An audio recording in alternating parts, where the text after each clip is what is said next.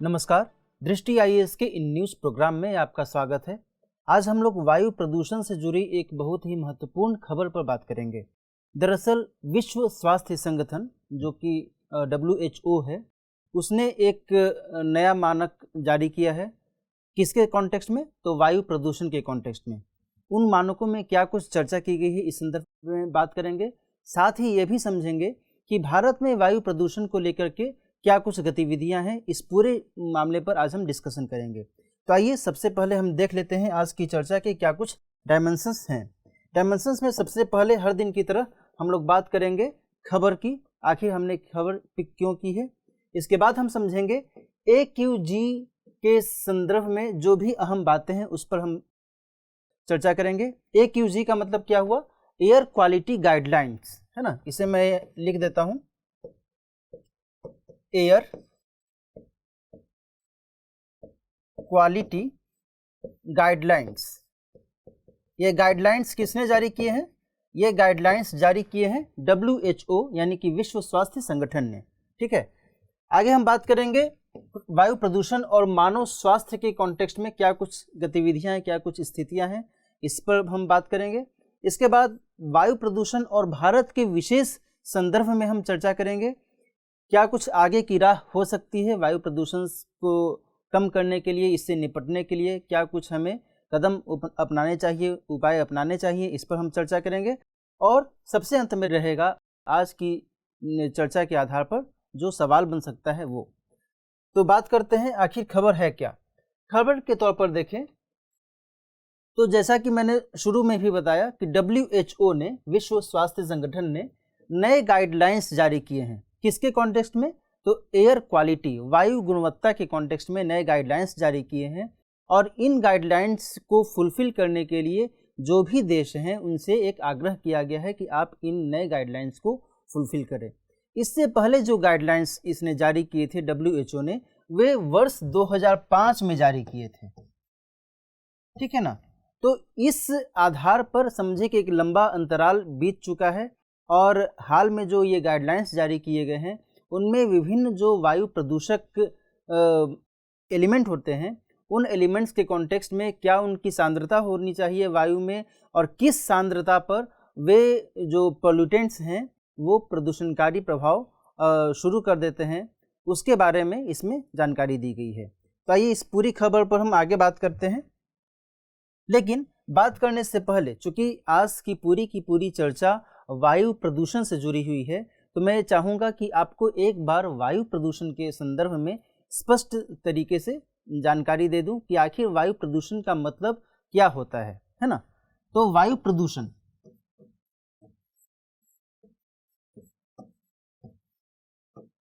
वायु प्रदूषण नाम सुनते ही आपके जहन में एक बात आ जाती होगी कि जो हवा है, हवा में कई सारी जो गैसेज हैं, धूल आंधी है, धूल कण है ना, ये सब मिल करके वायु को प्रदूषित करते हैं और इस हिसाब से वो वायु प्रदूषण होता है। एक मोटे तौर पर आप ये समझ सकते हैं। लेकिन इसे एक स्पष्ट परिभाषित किया गया है और उस परिभाषा के आधार पर मैं आपको इसका जो डिफिनीशन है वो बताना चाहूँगा। इसे यदि भारत के कॉन्टेक्स्ट में देखा जाए तो भारत के वायु प्रदूषण रोकथाम और नियंत्रण अधिनियम,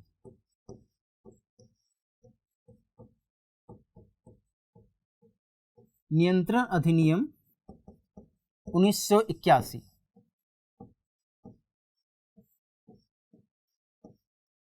कब का यह अधिनियम है? तो 1981 का। इस अधिनियम के तहत वायु प्रदूषण को परिभाषित किया गया है। किस तरीके से परिभाषित किया गया है कि वायु प्रदूषण में जो पॉल्यूटेंट्स हैं वो क्या हैं, उसके बारे में बताया गया है कि वायु में मौजूद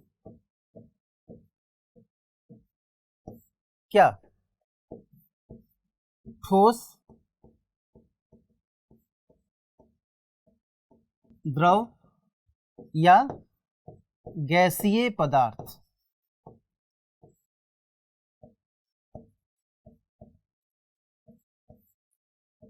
जिनकी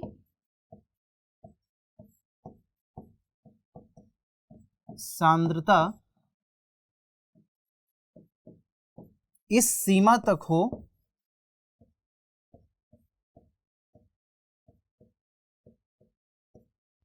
कि वे मानव पर्यावरण और संपदा को प्रभावित करें।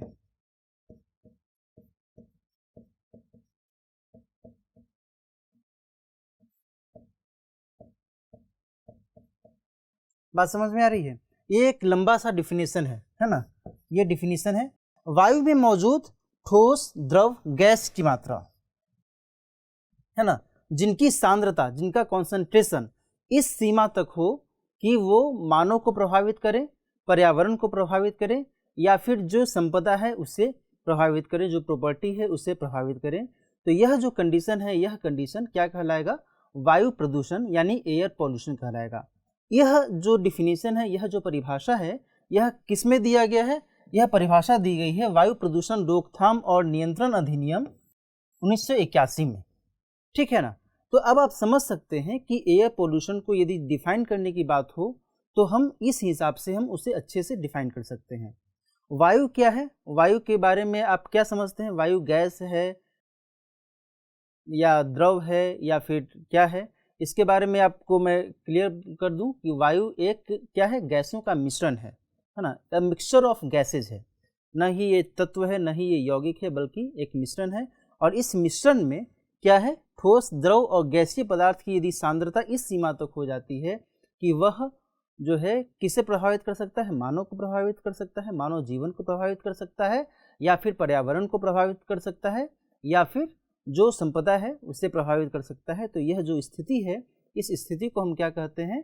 वायु प्रदूषण की संज्ञा देते हैं। ठीक है? तो अब आप समझ रहे होंगे कि वायु प्रदूषण दरअसल है क्या, और इसके आगे हम आगे जो भी कॉन्टेक्स्ट है इसको देखते हैं। बात करते हैं कि जो एयर क्वालिटी गाइडलाइंस हैं, उस गाइडलाइंस में क्या कुछ कहा गया है। पहला तो यह है कि 2005 के बाद WHO का ये पहला अपडेट है, जो मैंने आपको बता भी दिया कि 2005 के बाद जो है ये WHO ने इसे अपडेट किया है, नए सिरे से लाया है। इसमें कहा गया है कि जो भी रिकमेंडेड एयर क्वालिटी लेवल्स हैं उसको हासिल किया जाए। ठीक है ना? उसको यदि ये देश, जो भी देश हैं वो इस रिकमेंडेड लेवल्स को हासिल करते हैं तो जो वर्तमान स्थिति है, वर्तमान स्थिति को हम और नियंत्रित कर सकते हैं, प्रदूषण की स्थिति को और हम नियंत्रित कर सकते हैं। कैसे? यदि जब हम नियंत्रण करेंगे, प्रदूषण को नियंत्रित करेंगे, तो जो स्वास्थ्य जोखिम है मानव जीवन पर, वह जोखिम कम होगा और इससे जो हमारी जान को खतरा होने की संभावना ज़्यादा है उसमें गिरावट आ सकती है। लेकिन यदि हम प्रदूषण अधिक से अधिक मात्रा में करते ही रहेंगे तो इससे क्या होगा? स्वास्थ्य जोखिम का जो खतरा है वह बरकरार रहेगा और इनफैक्ट वो बढ़ता ही चला जाएगा, है ना? तो इसलिए WHO ने एक आग्रह किया है सभी देशों से कि हमने जो लेवल्स तय किए हैं उसके हिसाब से आप अपने यहाँ प्रदूषण को घटाने की कोशिश करें, वायु प्रदूषण को कम करने की कोशिश करें। आगे क्या है? दुनिया की 90% से अधिक आबादी पहले से ही उन क्षेत्रों में निवास करती है जहां प्रदूषण का जो स्तर है WHO के 2005 के जो मानक थे, उसका जो स्टैंडर्ड्स था उससे अधिक था। बात समझ में आ रही है ना? 2005 में जब WHO ने विभिन्न प्रदूषकों का जो एक मानक तय किया था, उस मानक के हिसाब से भी यदि देखा जाए तो उससे कहीं अधिक था। पूरे विश्व में 90% से अधिक जनसंख्या वाले क्षेत्र का जो स्तर था, प्रदूषण का जो स्तर था, वो कहीं अधिक था। किससे? इस मानक से। अब आप समझ सकते हैं कि पूरे ऑल ओवर वर्ल्ड की यदि बात की जाए तो एयर पोल्यूशन जो है किस दर से बढ़ता चला जा रहा है, और इसी को मद्देनजर रखते हुए हाल में WHO ने अपडेट किया है ना? आगे देखते हैं, आगे क्या है। अब हम थोड़ा समझ लेते हैं कि वायु प्रदूषण और मानव स्वास्थ्य के कॉन्टेक्स्ट में क्या कुछ दिशा निर्देश में बातें कही गई हैं। तो दिशा निर्देश में कहा गया है कि स्वास्थ्य जोखिम बढ़ाने वाले 6 प्रदूषकों के लिए वायु गुणवत्ता के स्तर की अनुशंसा की गई है। कौन से ऐसे 6 प्रदूषक हैं?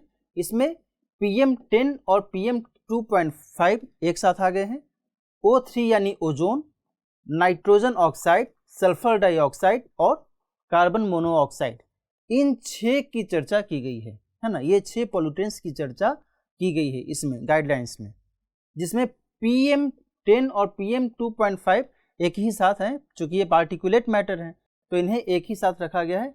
काउंट कीजिएगा तो 1 2 3 4 5 एंड 6, इस तरीके से इन 6 पॉल्यूटेंट्स की चर्चा की गई है।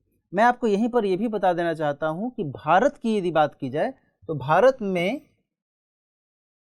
8 जो है प्राथमिक प्रदूषक के तौर पर माने जाते हैं। 8 प्राथमिक प्रदूषक हैं भारत के हिसाब से, है ना, जो कि वायु को प्रदूषित करते हैं, एयर पोल्यूशन के लिए वो जिम्मेदार माने जाते हैं। ये भारत का जो स्टैंडर्ड है उसके हिसाब से। भारत का कौन सा स्टैंडर्ड है? भारत का एक स्टैंडर्ड है NAAQS। तो इसके हिसाब से टोटल 8 प्रदूषक भारत में हैं जो कि वायु प्रदूषण के लिए जिम्मेदार माने जाते हैं। उनमें कौन कौन से हैं? उनमें ये 6 तो आ ही गए, है ना। ये 6 plus ammonia NH4 plus benzene. Benzene का फॉर्मूला क्या होता है?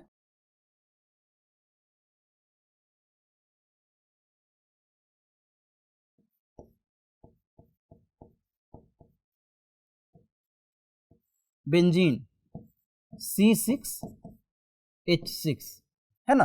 तो टोटल 8 जो है प्राइम पोल्यूटेंट्स हैं जो कि भारत के हिसाब से ये वायु प्रदूषण के लिए जिम्मेदार माने जाते हैं, है ना। यदि WHO की बात करें तो WHO के अनुसार ये 6 जो प्रदूषक हैं उनको जिम्मेदार माना जाता है और इन्हीं के कॉन्टेक्स्ट में रिकमेंडेशंस किए गए हैं।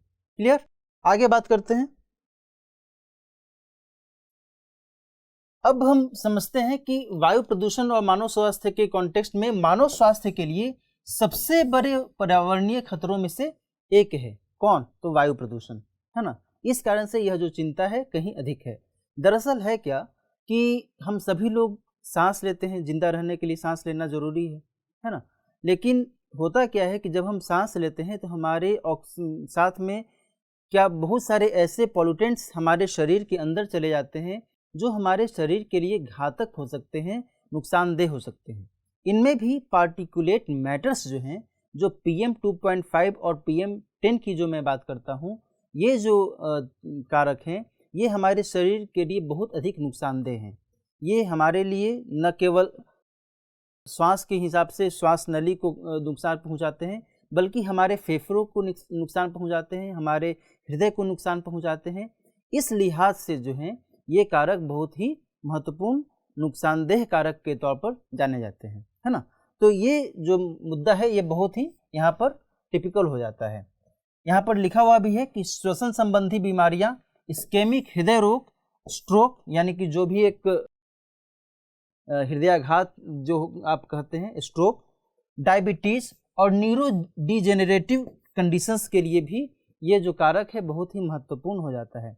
न्यूरो डिजेनरेटिव का मतलब क्या हुआ कि तंत्रिका कोशिका तंत्र से जुड़ी हुई जो बीमारियां हो सकती हैं उनमें भी इन पॉल्यूटेंट्स की बहुत बड़ी भूमिका हो जाती है ना। इस कारण से ये जो विषय है बहुत ही एक महत्वपूर्ण विषय के तौर पर समझा जा सकता है। अब हम बात करते हैं वायु प्रदूषण और भारत के कॉन्टेक्स्ट में। अभी मैंने चर्चा की ही कि NAAQS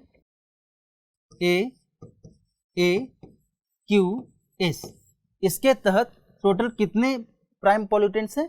तो 8। 6 WHO ने जो सुझाए हैं और बाकी 2 और हैं, अमोनिया और बेंजीन। तो अब ये थोड़ा मैं आपको बता दूं कि आखिर NAAQS है क्या। तो इसके बारे में मैं आपको थोड़ा सा इसके इतिहास को बताना चाहूँगा कि इसे 1982 में इसे अपनाया गया था, इस स्टैंडर्ड को। ये है क्या?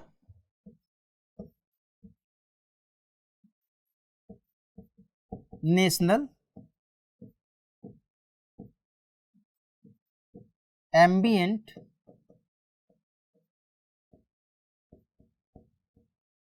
एयर क्वालिटी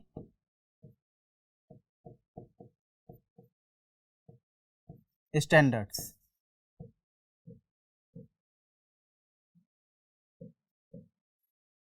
बात समझ में आ रही है ना, national ambient air quality standards. ठीक है, एम्बिएंट का मतलब क्या, आसपास का जो वातावरण है उसके हिसाब से एम्बिएंट है यहाँ पे। तो national ambient air quality standards को अपनाया गया था 1982 में, 1982 में। किसके माध्यम से, तो केंद्रीय जो प्रदूषण बोर्ड है, सीपीसीबी है, केंद्रीय प्रदूषण बोर्ड, उसके माध्यम से इसे अपनाया गया था। ठीक है ना, केंद्रीय प्रदूषण नियंत्रण बोर्ड, इनफैक्ट सीपीसीबी का मतलब क्या हुआ, सेंट्रल पोल्यूशन कंट्रोल बोर्ड, उसके माध्यम से इसे अपनाया गया था। और उसी के आधार पर भारत में वायु गुणवत्ता का मानकीकरण किया जाता है कि वायु गुणवत्ता को किस हिसाब से मेजर किया जाए, इसे देखा जाता है। तो उसी हिसाब से यह कार्य करता है। आगे यदि हम बात करें तो मैंने बता ही दिया कि दुनिया के सबसे बड़े प्रदूषित क्षेत्रों में भारत को गिना जाता है। और आगे हम देखें तो नई दिल्ली में PM 2.5 की औसत सांद्रता प्रदूषण के रिकमेंडेड लेवल से लगभग 17 गुना अधिक है ना। बात समझ रहे हैं, दिल्ली जो है कितना अधिक प्रदूषण के लिए एक हॉटस्पॉट बन गया है, 17 गुना अधिक है यहाँ पर प्रदूषण की जो सांद्रता है PM 2.5 के हिसाब से, है ना। आगे देखते हैं आगे क्या है। मुंबई की बात करें तो मुंबई में प्रदूषण का स्तर 8 गुना, कोलकाता में 9 गुना और चेन्नई में 5 गुना अधिक है। ठीक है ना, तो ये स्थितियां भारत के कॉन्टेक्स्ट में देखी जा रही हैं। आगे बात करते हैं। WHO के दिशा निर्देशों का भारत पर तत्काल प्रभाव नहीं है। और हुआ क्या है कि भारत का जो NAAQS है, AQGs के मानकों को पूरा नहीं करते, है ना। इसके बारे में मैंने आपको अभी बता ही दिया कि 1982 में इसका निर्माण किया गया था, इसकी शुरुआत की गई थी CPCB के द्वारा। और उसके बाद से जो इसने मानक तय किए, उन मानकों के हिसाब से यदि बात की जाए तो ये जो मानक है WHO के एयर क्वालिटी गाइडलाइंस को फुलफिल नहीं कर रहे हैं अभी तक। तो यह एक चिंता वाली बात है ना। भारत का अपना राष्ट्रीय स्वच्छ वायु कार्यक्रम जो है, उसके अनुसार यदि देखा जाए तो उसका लक्ष्य है 2024 तक 122 शहरों में PM की सांद्रता में 20 से 30% तक की कमी लाई जाए। कब तक, 2024 तक का एक टारगेट रखा गया है नेशनल क्लीन एयर प्रोग्राम के माध्यम से, जिसे हम क्या कहते हैं, राष्ट्रीय स्वच्छ वायु कार्यक्रम। तो ये भारत ने एक टारगेट रखा है। अब ये देखना होगा कि यह जो टारगेट है यह अचीव हो पाता है या फिर इसमें और अभी देरी ही होगी। आगे देखते हैं। अब हम समझते हैं कि इस पूरे मामले में आगे की राह क्या हमारे सामने निकलकर सामने आती है। तो पहला तो यही है कि स्वास्थ्य डेटा को मजबूत करने की ज़रूरत है ना। स्वास्थ्य डेटा को इसलिए मजबूत करने की ज़रूरत है ताकि यह पता चले कि कितने लोग हमारे यहाँ बीमार हो रहे हैं, किस कारण से बीमार हो रहे हैं, वायु प्रदूषण के कारण कितनी प्रतिशत जनसंख्या बीमार हो रही है और उन बीमार लोगों में से कितने लोगों की मृत्यु हो जा रही है। यह एक डाटा जब क्लियर रहेगा तब हम चीज़ों को और अधिक बेहतर तरीके से कैलकुलेट कर सकते हैं और उसके अकॉर्डिंग हम उपाय अपना सकते हैं, है ना। आगे देखते हैं। National ambient air quality standards, जो मैंने अभी बात कही, NAAQS, है ना, इसको संशोधित करने की ज़रूरत है। जाहिर सी बात है कि यह जो स्टैंडर्ड है इसे 1982 में अपनाया तो गया था, लेकिन उसके बाद इसमें जो संशोधन है, इसके मानकों में संशोधन बहुत ही कम हुआ है। कारण क्या है कि 1982 में पहली बार, उसके बाद 1994 में, उसके बाद 2009 में, है ना। तो मात्र इतने ही बार इसमें संशोधन हुआ है। 1982 में तो शुरू ही हुआ, उसके बाद 1994 में इसमें संशोधन किया गया और उसके बाद 2009 में संशोधन किया गया।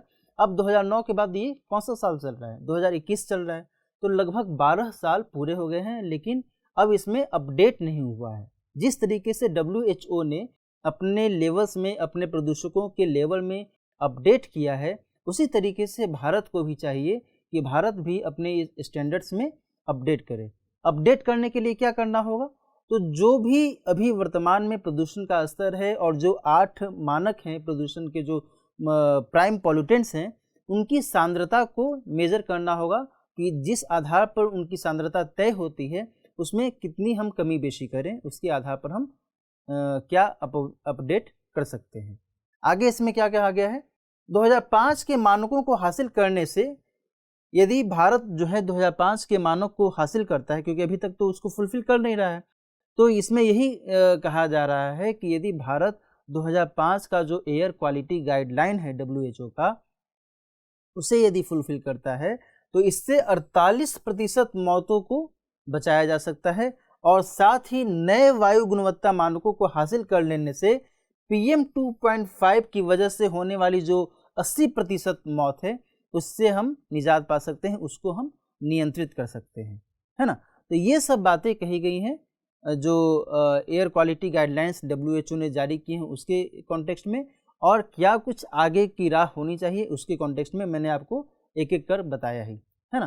तो ये इस आधार पर कहा जा सकता है कि भारत के लेवल पर एक बेहतर प्रयास करने की आवश्यकता है और साथ ही वैश्विक लेवल पर जो अन्य देश हैं उन्हें भी ज़रूरत है कि वायु प्रदूषण को एक बार में तो नहीं इसे नियंत्रित किया जा सकता, लेकिन चरणबद्ध तरीके से नियंत्रित करने के लिए जो भी अपेक्षित उपाय हैं वे उसे अपनाएं।